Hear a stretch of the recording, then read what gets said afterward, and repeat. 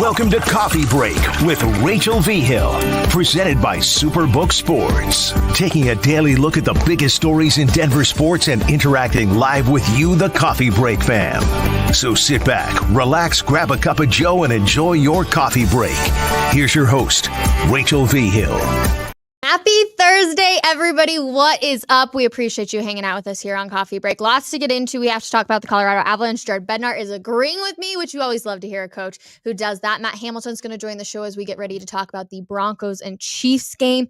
Could everything change if the Broncos somehow beat the Kansas City Chiefs? I also want to get you, we didn't get into it too much yesterday, like a little bit about the rings, but I want to go a little bit more in depth about the Nuggets championship rings. We got a full timeline for you with all the little details that you need to know in case you didn't see my video yesterday. And then you're going to become a GM today. We're going to really utilize the polls today, everybody. So if you're not watching on YouTube, switch on over to YouTube and we are going to dive deep into it because Kansas City now is the front runner to get Jeudy. What? Okay, that's fascinating to me. Of course, that kind of comes out. And then there's all of the quotes that are coming out about how Sean Payton would trade Russell Wilson if there was a market for him and all of this stuff. So there's plenty to dive into. Happy Thursday. Also, I decided since I haven't been very good at Pick'em, I'm going to utilize all of you guys. So you're going to be typing away in the comments super fast and you're going to help me set my lineup for King Super's Pick'em. So let's get into plenty of good stuff. Should we just start off first, I guess, with some of these trade talk rumors that are going on? PS2 to Philly for a first in 2024, a first in 25, and a third in 25. Bolles to the Jets. Simmons to Pittsburgh. Interesting. Jeudy to Dallas or KC. Another interesting one. And Jeudy to the Bills. Okay, there's lots to get into. We're going to run those polls in a little bit, but I want you guys to really start thinking about some of those trades right there. Let's also just start with the Sean Payton would trade Russell Wilson right now if there was a market for him. I don't know how I feel about this because I think back and so often there are these rumors that go around in the sports world, and it makes me just think that this one, because it's coming from an anonymous GM, it feels just very targeted at Russell Wilson. But I also know that Sean Payton, you give him some lattes and you never know what he's going to say.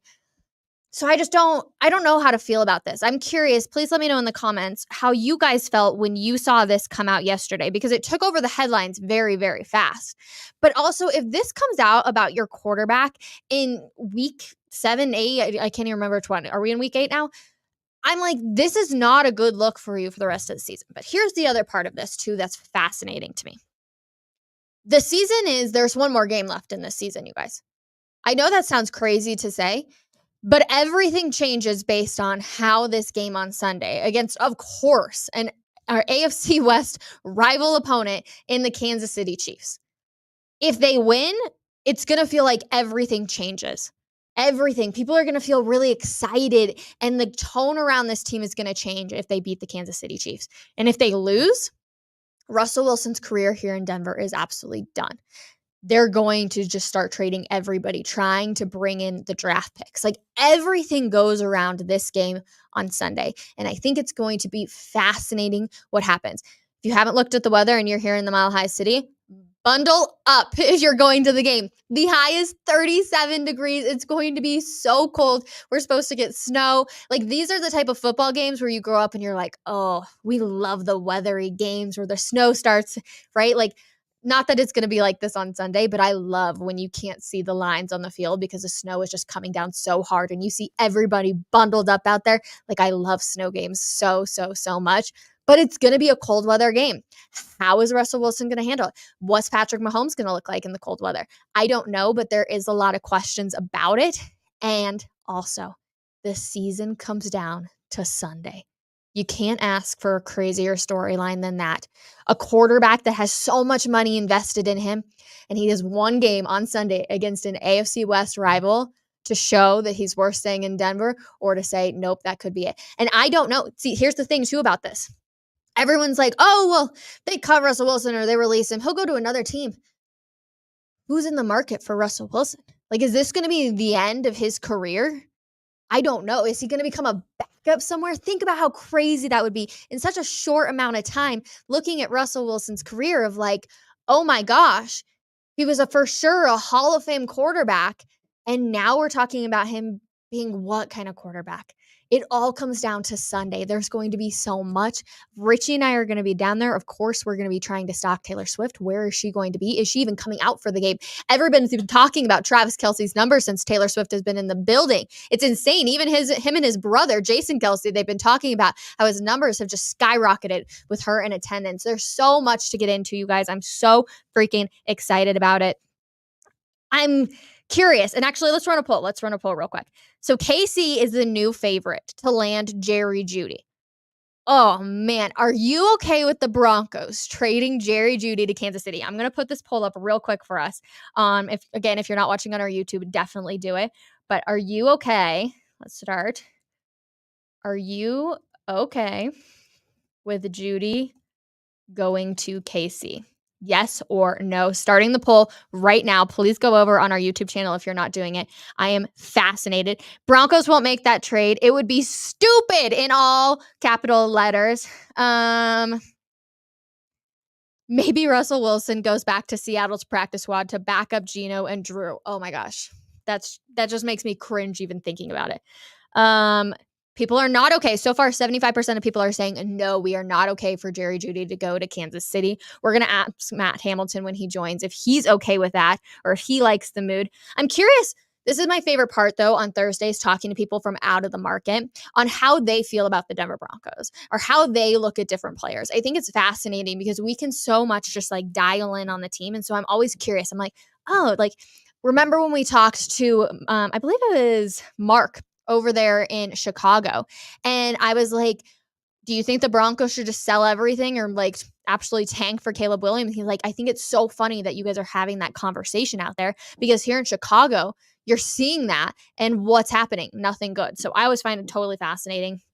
Lots of people still saying no. 58% of people saying they do not like the trade for Jerry Jeudy to go to Kansas City. Only for a first rounder. Don't trade players like that within the conference. Send him to the Giants. I think it's fascinating that Jerry Jeudy could possibly end up, but also, I don't know why the Chiefs would look at Jerry Jeudy and say, "Oh yeah, this is a really great idea, everybody. Let's do this." So, keep the comments coming. Like I said, we're going to do lots of polls today because we're going to kind of play GM here in a little bit. But I do see our very own Matt Hamilton behind the scenes. Hello, Matt. How are you? What's up? I'm good. How are you? Good. Okay, so real quick, we were just talking about, I did a poll on our YouTube channel about how Kansas City is actually now the front runner to land Jerry Jeudy. Now, there's a lot of drama with Jerry Jeudy here in the Mile High City, so I'm curious to hear your opinions on the wide receiver. I mean, there's so much potential there. I mean, Broncos fans know better than anybody. We've seen the route running, we've seen him create separation, but we haven't seen him put it all together. And I think if you're a team on the outside looking in, like the Chiefs, and you put him with Patrick Mahomes, you feel like you can harness some of that and get something out of him. But yeah, I mean, it is. I heard the tail end of what you were saying. Kansas City has seen him up close and personal more than anyone, and seen the inconsistency. So you wonder if that front office is going to be willing to take a gamble on a guy like that. No, 100%. And I know there's nobody like Tyreek Hill on the Chiefs team, but they still have a few guys that are able to make some moves, right? Like you take away Travis Kelce or whatever, and there's some guys that you're like, give him maybe a few more years, build that chemistry a little bit with Patrick Mahomes. So it's like, I'm just curious if the Chiefs would even be like, oh yeah, Jerry Jeudy sounds like a great guy. Bring him in, Yeah, and I think the thing they look at, while there is a lot of talent in that receiver room, there's nobody you look at as a go-to guy, as a number one wide receiver. And while Jerry Jeudy hasn't been that, like he was drafted to be in Denver, I think you still see that potential in his game, and he could be that go-to guy for them if he can put it all together. The Chiefs, I think, are surprising people, and not necessarily in a good way, right? I feel like year after year, we kind of talk about this where we're like, yeah, absolutely love it. The Chiefs, who knows what's going to happen? Obviously not here in Broncos country. Everyone's like, oh, great, here come the Chiefs again. But it seems like they haven't been that quite dominant team that we've seen in so many years past. In your opinion, what's missing? Yeah, I think it's just the consistency at the receiver spot that's held this offense back a little bit. You see miscommunications every single week between Mahomes and some of these young wide receivers, and it's great to have Kelsey to be able to lean on, but you want a little bit more consistency out of that group going forward.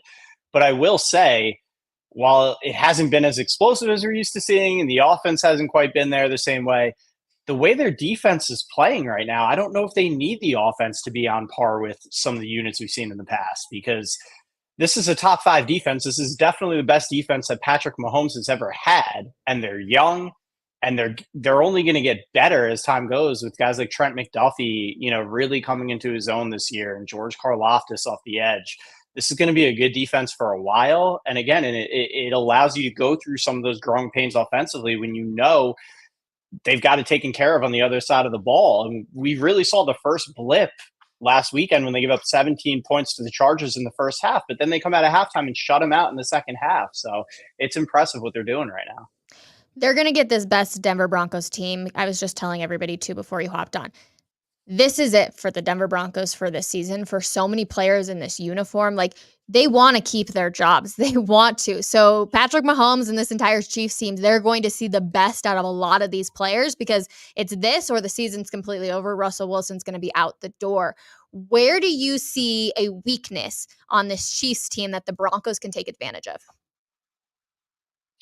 Yeah, I think I think, not to just harp on it, but the receivers are the one thing. If you can, they did a good job keeping them under control, keeping that offense under control a couple of weeks ago on that Thursday night game, and it's going to have to be the offense stepping up and making some plays, because you think if you hold the Chiefs under 20 points, you should win that game, and the offense just couldn't get anything going. If the defense can do what it did the last time around again, you got to think this offense is going to be able to come up with enough plays. And I think getting Jaleel McLaughlin a little bit more involved, I think, would be good. He's such an explosive, dynamic player. He's the one guy I think that you've seen this year give this offense some juice, some life. And then a steady diet of Courtland Sutton. He's been really solid this year as well. He's, especially in the red zone, he's been the one guy that's kind of come through in the red zone for this offense this year. So I think just maximizing, using the talent that they have to the best of their abilities, which is something that Sean Payton has been great with in the past, and kind of getting Russell, I think, out of his own head a little bit in some of these key situations. Because, again, if they play the way they played a couple of weeks ago against the Chiefs, they should have an opportunity to win this game, as crazy as it might sound from the outside looking in. I've been telling people, I'm like, I have this really weird gut feeling. Like, it's supposed to be really crappy weather here on Sunday. I'm like, I just have this weird feeling that the Broncos are going to somehow win this game. And like, all the logic in me is like, Rachel, what on earth are you talking about? But there just feels like there's something in the air when it comes to this team. So I'm so curious. I can't wait for the game on Sunday. Honestly, I'm so excited. Even I'm excited to go try and find Taylor Swift too, if I'm being completely honest. I'm like, I have to go find her if she's going to be there. But Matt, when you look overall, because I know you pay attention to the entire NFL, and so I always love asking people, here in Denver, we're like, this is a dumpster fire. Everything needs to go. How are you viewing this Denver Broncos team just overall from a look on the outside?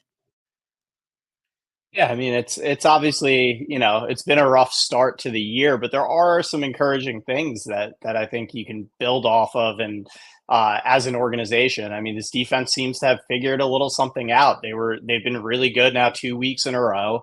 And to go from, a complete disaster, historically bad, to more than serviceable in just the span of a couple of weeks is an impressive turnaround. Have to give Vance Joseph his credit there. But again, I think you're right. It really comes down to, what do you do with Russell Wilson going forward? And this is an audition.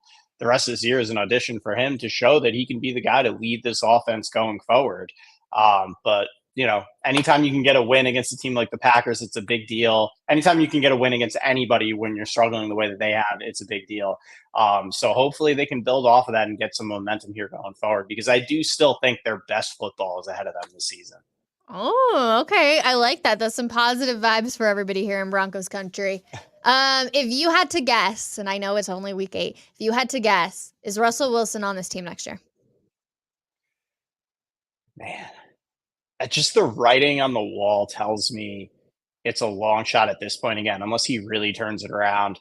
The stuff with changing the verbiage on plays, trying to simplify things. Like whenever you hear those words from coaches, it's an indictment on the player. When you're saying you have to simplify something for someone, it's, it is what it is.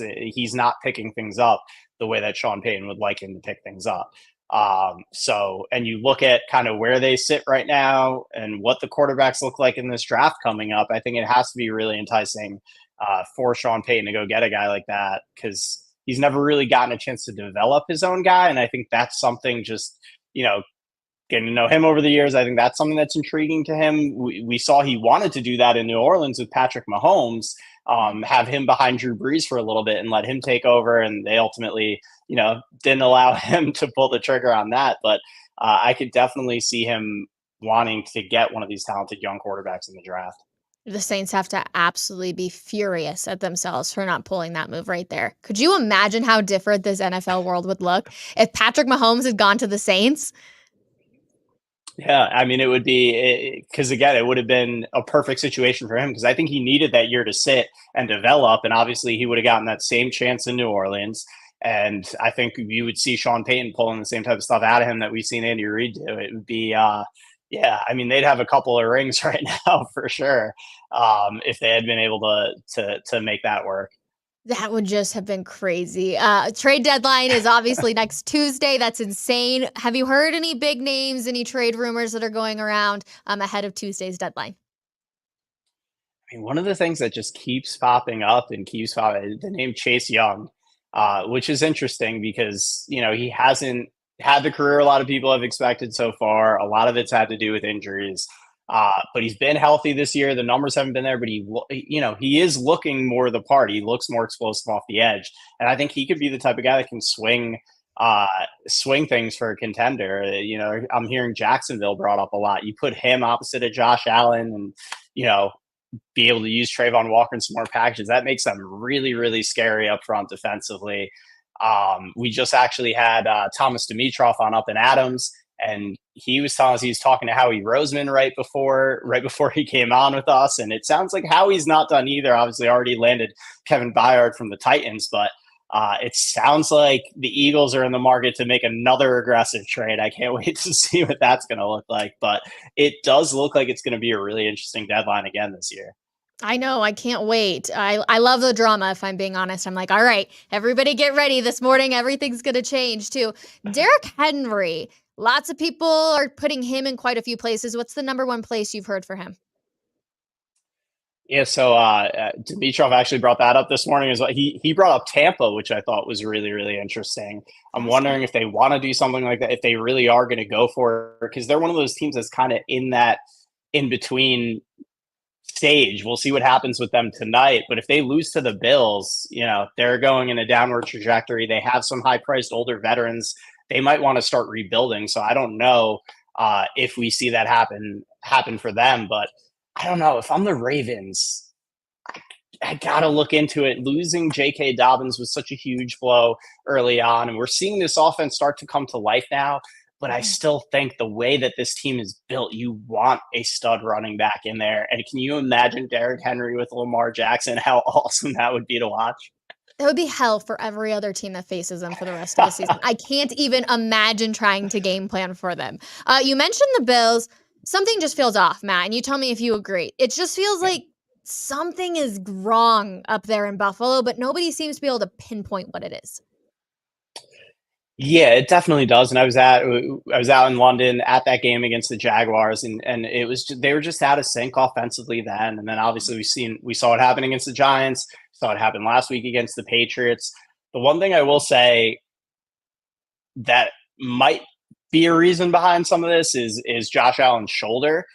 He's been on the injury report with it. He keeps downplaying it, but you really look at when the injury happened and what his numbers have looked like since. There's a correlation there. So I wonder if it's bothering him more than he's let on. And then also the injuries they've had on the defensive side of the football are starting to catch up with them. You lose a guy like Trey White, you lose the leader of this defense, Matt Milano. It's going to impact you. And Von Miller came back. It looks like he may be out again now. Even when he came back, he wasn't really repping in a ton. Saw him on the sidelines of the hat a lot during that Jacksonville game. So,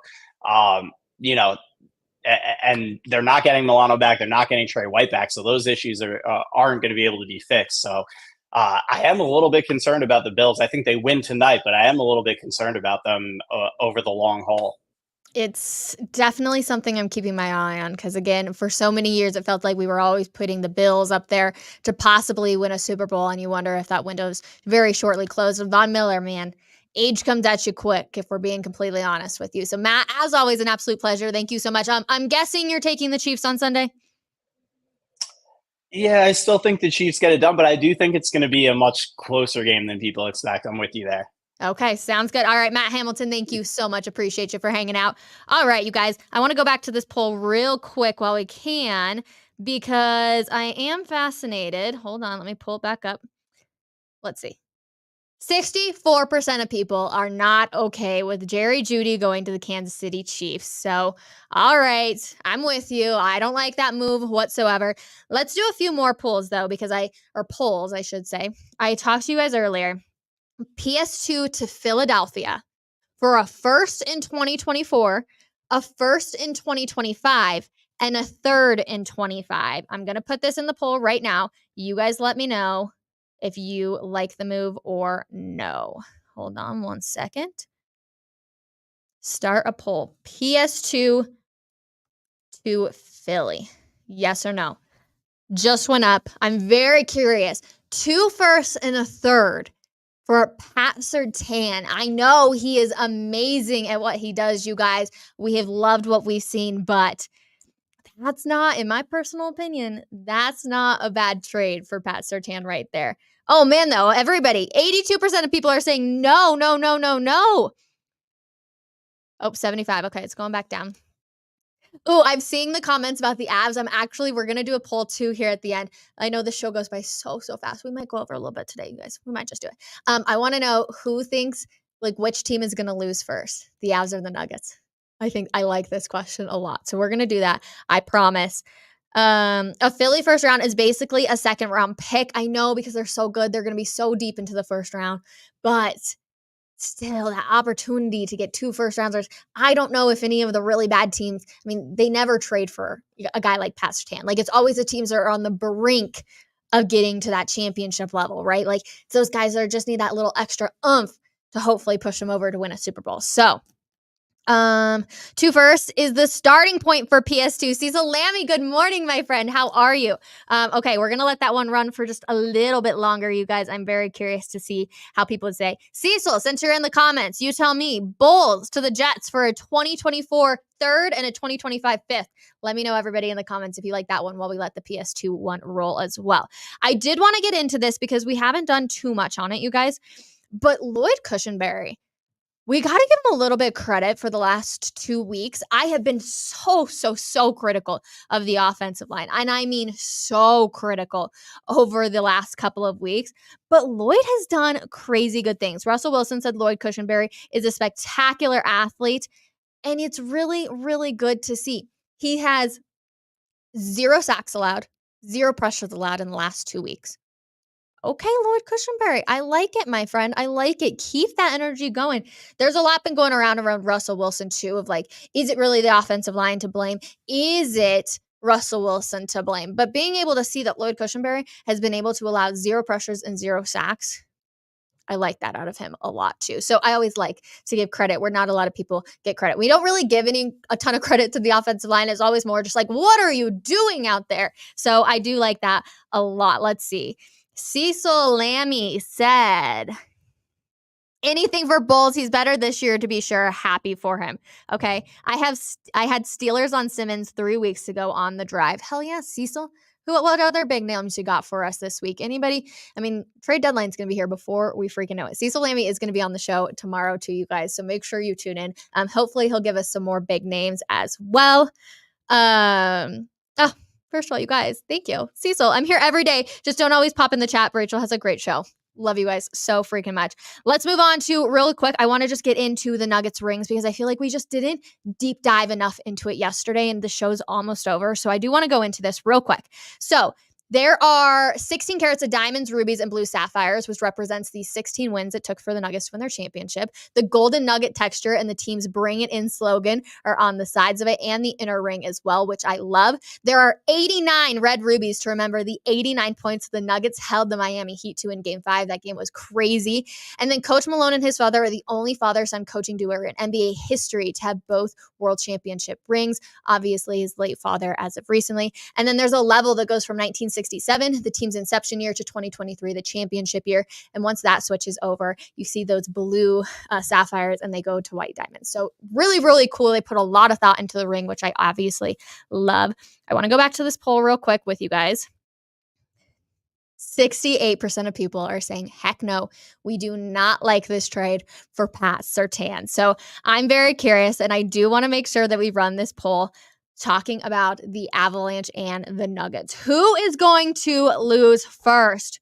Who is going to lose first? Question mark. The Avs or the Nuggets? The Avs are obviously playing tonight. They're taking on the kid, Sidney Crosby, and the Pittsburgh Penguins. Jared Bednar had agreed with me. You always love it when a coach says something in a press conference. You're like, wait, I said that too. He had agreed and said he's trying to find a night off for their goaltender. But obviously, you just don't know with Pavel Francouz still out. You're like, okay, well, what do we do for Georgie? Do we keep him in there because we're running this streak? Things are looking really good. Or do we put an Annan in and hope for the best? I don't know. I don't know the answer to that one. I say right now, since you're still undefeated, you keep Georgie out there. They said they're going to talk to him about it, see how comfortable he is. But you want to keep an undefeated team. I'm like, are you kidding me? Pittsburgh hasn't been scoring like they're quite used to, so we'll see what ends up happening in tonight's game. It's definitely going to be a good one. You always love seeing Sidney Crosby and Nathan MacKinnon kind of go head-to-head in a sort of way, because obviously both first-round picks, like there's so much that goes into all of that. I feel like us, the fans, we really look into that of like, who's the better first-round pick? Obviously, Nathan MacKinnon coming a few years after Sidney Crosby, but that's going to be a good game. Hopefully, they walk away with their 7th win. And then the Nuggets, they're going to have 2 games this weekend, which will be fun to see. We've got, I believe, a game on Friday and then a game on Monday, and then they're back home, or a game on Sunday, back home on Monday. So they've got that back-to-back Sunday, Monday too. So let me know who you think will lose first. 77% of people are saying the Avalanche. I mean, they're rolling. And you guys, if we've been watching any of the games, for those of you that have been going really in depth when it comes to this, I have found it kind of fascinating that they haven't looked super good on so many things, but they've been able to find things to win. And it's so early on in the season. Like, you never expect a team to go out there and look absolutely perfect because it takes time. It takes so much chemistry as well. But the Avs, even though there's been areas that they haven't looked 100% like on point, they've been able to find ways to win. You get goals and back-to-back goals in 13 seconds. Of course, you're hoping your team's going to be able to win. But I'm really happy with the way this team looks, considering that they've added so many new pieces too. Like Jonathan Drouin coming in, obviously. Like, they've just added so many different key pieces to help the core out, and they haven't looked 100% solid, but that just makes me have really, really good faith that this team moving forward is going to look really, really solid as well. So 67% of people are rolling with the Avs to lose first. We will definitely find out on that one too. Lots of good stuff. I love reading your guys' comments too. Better question. Who will start the season with more consecutive wins? Definitely the Avalanche. 110% of the Avalanche. I think the Nuggets, even though I know that they beat the Lakers, I think there is an emotional high that you're on when you go into the ring ceremony and you do all of that. And now you're on the road for 2 games and then you come back to a back-to-back. I think if they can walk away with 1 win this weekend, I will definitely be happy. I just think that eventually they're going to fall, and then they're going to have to be like, okay, take another big deep breath and move on with the rest of the season. That takes nothing away from how incredibly talented they look and how incredibly talented they are. But I just think that there is an emotional high that you ride as you're getting ready for all of this stuff, and you have such a big game against the Lakers and all the drama that came around there, that I think there's going to be a little bit of a dip, and then they'll get back right up and we'll be looking good back again. Let's see. Ryan Johansson has been terrific for the Avs. Abso-freaking-lutely. I've loved watching that. Plenty of good stuff, you guys, as always. Tomorrow, actually, real quick, let me know in the comments, because we do have Thursday Night Football. You guys are going to help me with our King Supers Pick'em. I want your help. This is going to become like a new team thing that we're going to do. Who do you got, the Bucks or the Bills? I'm very curious. Put that in the comments, and you guys, we will be back. We're going to do the rest of the picks tomorrow. And then we're also going to get into a few more of, is Justin Simmons going to be going to Pittsburgh like Cecil Lammey had a couple weeks ago? Jeudy to Kansas City, or he's also been linked to Dallas. Which one? And Jewell, will he not be on the team after Tuesday either? Lots of good stuff that we'll get into tomorrow, again, as we look ahead to the Kansas City Chiefs as well. And hopefully we're talking about an Avalanche win tonight to go on to 7-0. Lots of good stuff, you guys. Love you all so much. Thank you, of course, for hanging with me every single day. And we'll see you guys tomorrow at 10:30 a.m. Bye, everybody.